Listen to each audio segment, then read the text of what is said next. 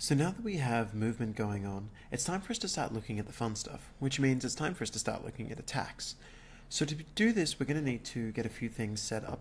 And the very first thing that I'm going to get you to do is to open up your project settings, and we're going to create a new input. Now when we do this, we're going to be setting up something for attacking. So I'm going to set up two binds when I do this. I'm going to have under input, action mappings, I'm going to have melee attack, and I'm also going to have another action mapping for magic attack, which we'll do later. So we have melee and we have magic. Now, let's get that set up. So now I've created melee attack and magic attack, and I'm just going to bind these to left mouse and right mouse. So I'm going to go survival map, I'm going to open up my content browser, and I'm going to open specifically my player controller, and I'm quickly just going to hook this up.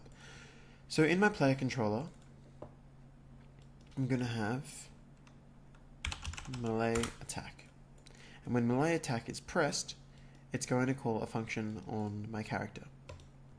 And the other one that I'm going to have here is I'm going to have magic attack. Now those functions that they're going to call are currently not set up. So let's go into our character class and set those up now. I'm going to make a custom event called try melee, and I'm going to make another one called try magic.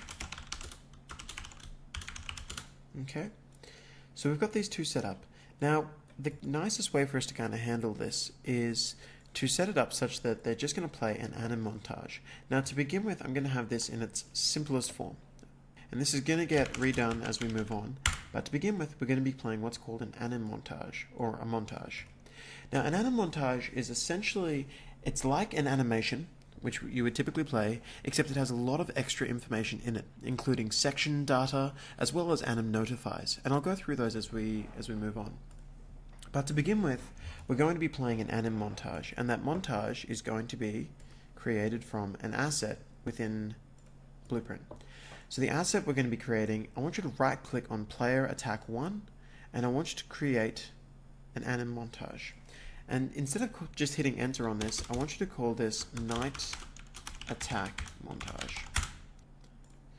Now if I double click on this anim montage, you'll see that if I hit play, it's just playing this single simple animation. I'm going to hit save. I'm going to close that down, and I'm just going to set that up as the anim montage that we have in here. Now within the player controller, I'm going to get a reference to my character. So I'm going to get the controlled pawn, and I'm going to cast to a KG character, and on pressed,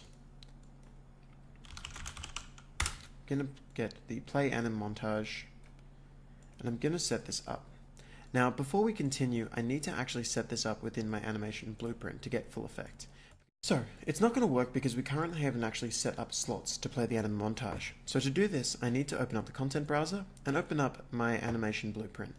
Now at the moment, this animation blueprint is simply the animation plugged into the final pose. It has no slots for me to actually play montages in. And slots are kind of sections that we can blend in certain ways. For instance, I like to have an upper body slot and a full body slot. An upper body slot would be just something that I'm purely doing from the waist upwards, so that's really good for attacks if you don't want your legs to get in the way. A full body slot would be something that would have full motion in it, so it could be like a victory dance or something else. Now in this instance, we've already got the locomotion plugged straight into the final animation pose, but what I'm going to do here is I'm going to set it up so that we can have full slot support. And to begin with, what I need to do is drag off of this, I'm going to type in the word cache. And you see that we have a new cache saved pose. I'm going to just quickly name this to just locomotion cache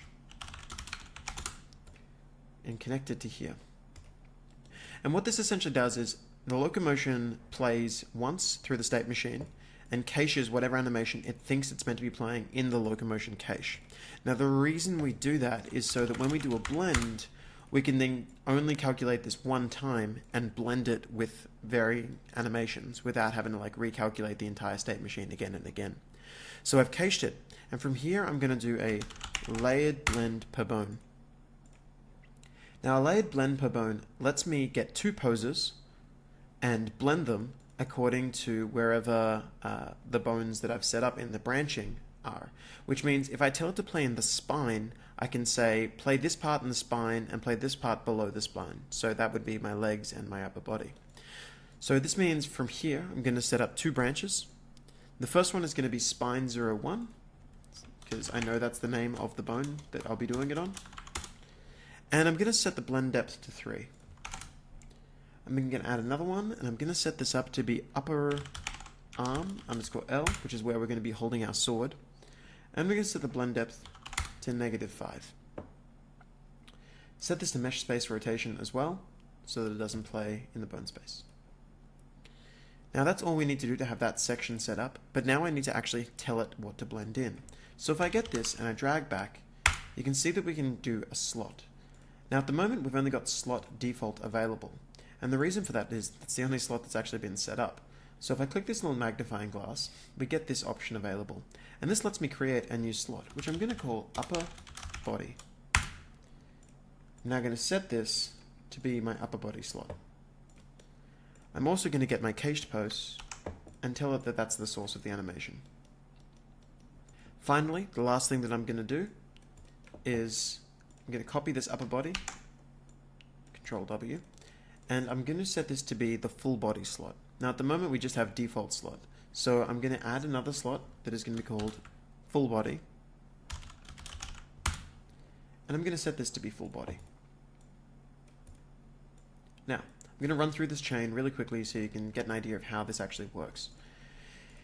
If there's nothing playing in the upper body slot, the thing that it's going to be blending in is going to be the same, so the cached animation pose. If there is something playing in the upper body slot, it's going to blend that in my top half of my body and into my left arm. If there's something playing in the full body slot, it's going to override all of that information and play it across the board on the entire body. If there's nothing playing, it'll just let this part through. I'm going to hit compile, and that's all we need to have that initial section set up to play montages. So finally, I'm going to go back to the animation montage that we set up in my content browser, Night Attack Montage, and I'm going to tell this that you're meant to play in the upper body slot. Save, play.